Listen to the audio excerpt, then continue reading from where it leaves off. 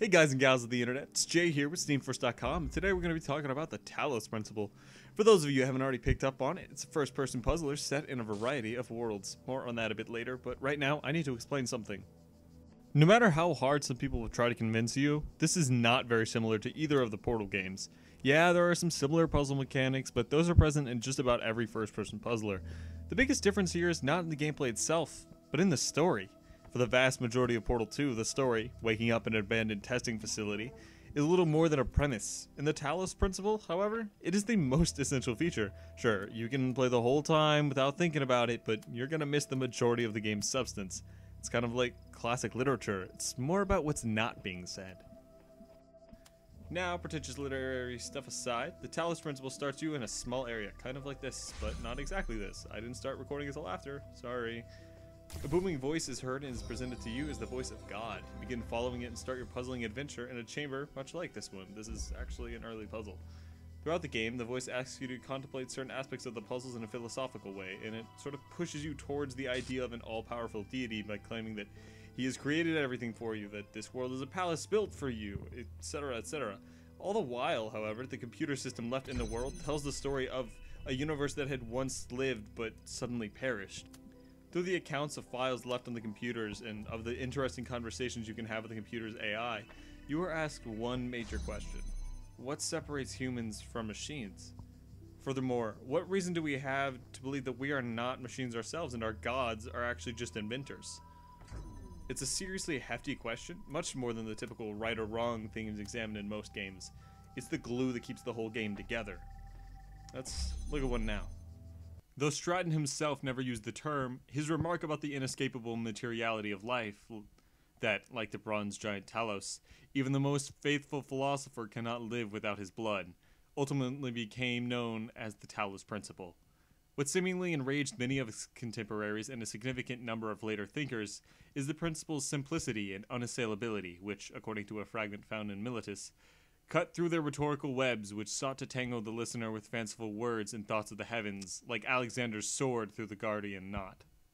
This is one of a handful of the more heavy-handed notes that can be found in the computers, while some are more subtle and still others draw parallels to modern society from the fall of the Roman Empire. It's eerie, it's honest, and it's intense. On to a bit of a lighter subject then. The puzzle mechanics are fantastic. All of the puzzle pieces are pretty self-explanatory and straightforward, although sometimes you're forced to use them in highly unexpected ways. That's when they get difficult, because we can all use the same light reflector, or cube, or jammer, or whatever you want to talk about, to construct the same pattern from point A to point B. But what the Talos Principle asks us to do, however, is to reimagine the way we use it, every time we use it. You can never really master any element because the element is always changing in clever ways, and that's really the greatness of the game. The challenge is always changing. Even in the hub world there are puzzles. For example, and I won't show this right now because of spoilers, there's an extra item you can get in one of the hubs, a star, and it's hidden in this hub, not in the puzzle. It's not just hiding in a bush either. You gotta use some logic, some reasoning, and occasionally even the internet to figure it out. Oh yeah, another important thing. A lot of extra puzzles are hidden in hexadecimal writing found in notes or translation, etc., etc., etc. The puzzles never stop.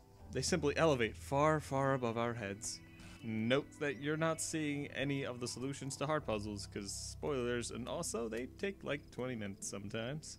The world is broken down into 3 large sections. Each section contains a themed set of chambers, and within each chamber are the puzzles set in a large space. Crow Team was smart to put in a bunch of signposts indicating which pieces you'd unlocked, where they are, etc., to keep them all in line. Quality organization of quality puzzles. Let's talk about the engine now. It is fantastic. It's absolutely gorgeous. What it lacks in soft lighting, it makes up for with the sharpest textures I have ever seen. Seriously, you can get up close and it stays beautiful.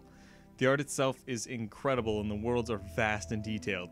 Almost every statue is missing its head, and fellow English majors, I too freaked out at this, so interpret that as you will. The engine is quite well optimized with very little loading, but in case you're worried, you can take the game from CryEngine level down to 1997 AAA level. Using so many video settings, your head will start spinning. No matter your computer, you should be able to run this game. You have no excuse! Sound is usually an afterthought in puzzlers. All they ever really do is toss some casual music and let the player go to town. But it's clear that Crow Team really put some effort into sound design. The music is absolutely breathtaking, and the sound effects are crisp. The voice of God is rich and exactly as you would imagine it, with, albeit, a strange deficiency of Morgan Freeman. There's actually some DLC available that unlocks the full soundtrack in 4 different DRM-free formats, and I bought it all within 30 minutes of starting the game. I'm not proud of myself. So, to recap, it's challenging in a very enjoyable way, and to an extreme extent if that's what you want, or to a minimal level if that's what you want. It's brilliantly designed, and the themes it examines will give your classic literature 407 professor a small heart attack. It's beautiful to your eyes and ears too. All in all, the Talos Principle is the best game I have ever played. 5 out of 5. Bravo, Crow Team. Bravo.